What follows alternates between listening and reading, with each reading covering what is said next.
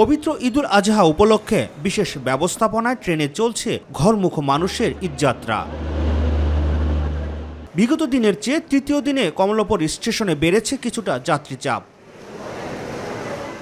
সকাল থেকে নির্দিষ্ট গন্তব্যে ছেড়ে গেছে একের পর এক ট্রেন। যাত্রী হয়রানি বন্ধে টিকিট ছাড়া কাউকেই প্রবেশ করতে দেয়া হচ্ছে না প্ল্যাটফর্মে। প্রবেশদ্বারে বসানো হয়েছে চেকিং পোস্ট।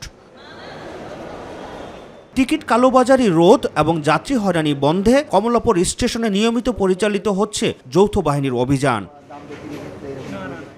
অনিয়ম পেলে সাথে সাথেই ব্যবস্থা নেয়ার কথা জানান ম্যাজিস্ট্রেট। আজকে অভিযানের মূল লক্ষ্য এই ঈদযাত্রায় যাত্রাপথে যেন কোনো যাত্রী কোনো ধরনের হয়রানির শিকার না হয়। আমরা কয়েকজন দালালের অবস্থানও চেক করেছিলাম, কিন্তু তারা হয়তো কোনো না কোনোভাবে বুঝতে পেরে তারা দূরে সরে গেছে। তারপরেও আমাদের এই অভিযান অব্যাহত থাকবে। আমরা মাঝে মাঝে অভিযান পরিচালনা করব।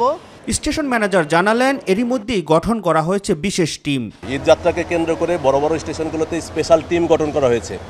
রেলওয়ে নিরাপত্তা বাহিনী, জিআরপি, পুলিশ এবং রেলওয়ে কর্মচারীদের সমন্বয়ে, যারা সবসময় ট্রেনের ছাদে ওঠা থেকে বিরত রাখবে, তাদের কাজটাই এটা।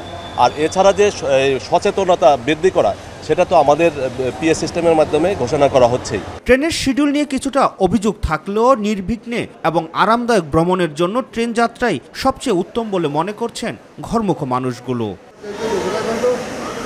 রাকিব হাসান, মাই টিভি, ঢাকা।